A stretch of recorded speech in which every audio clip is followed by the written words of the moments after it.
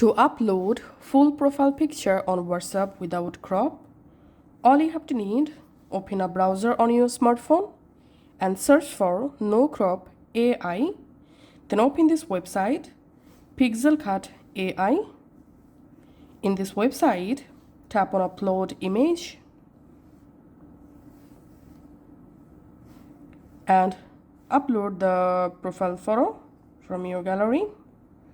So I'm selecting my photo, tapping on Done to upload.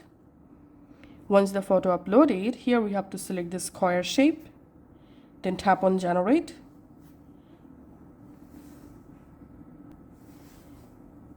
And then AI will generate a square full-size photo according to your photo picture. Once generated, tap on Download. And here you get two different options to download the image. One is free version and another is full resolution. To download full resolution, you need to sign in this website. So we are going to download for free. Once the image completely downloaded, go back to your WhatsApp, come to Profile Edit, edit your profile photo. Now upload the downloaded image here. And now we can see the full photo going to upload. Tapping on Choose.